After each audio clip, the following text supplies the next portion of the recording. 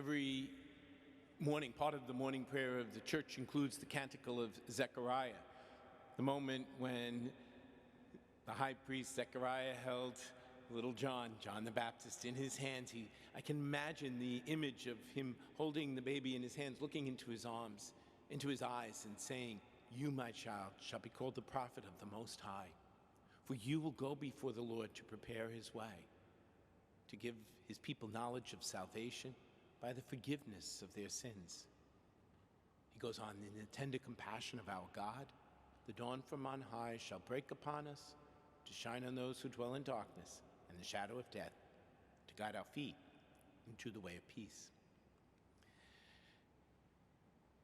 We have this canticle through the Gospel of Luke, whose feast we celebrate today. And in celebrating the feast of Luke, the evangelist, we celebrate the gospel that has been handed on to us.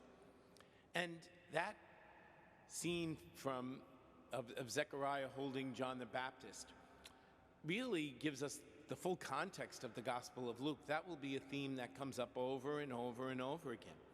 Luke tells the story of Jesus, and he zeroes in on those moments of tenderness, of compassion, of mercy, of outreach to the poor and the marginalized. And we hear it in the gospel today as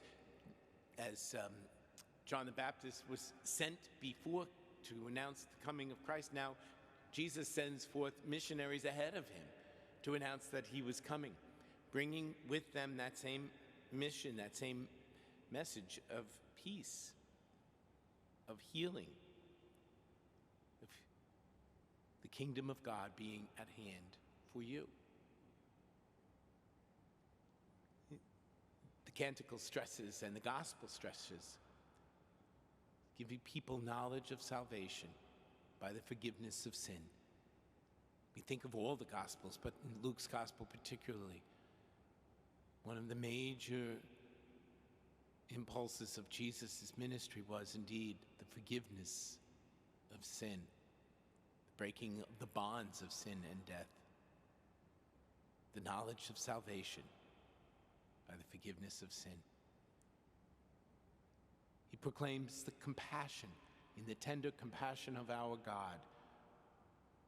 Luke tells us the stories of the tender compassion of God shown to us in Jesus' outreach to those in need of tender compassion, and in his parables, whereby he exhorts us to show tender compassion to one another. Oh, don't get me wrong. It's not that the Gospel of Luke is a free-for-all. As a matter of fact, many, many times in the Gospel, Jesus calls for a decision. But that decision is to accept that tender compassion of God, to accept that mercy that comes from the Lord. So you see, for example, in the parable of the Good Samaritan, only in the Gospel of Luke, the passerbys had to make a decision. Do I stop and help this person or not?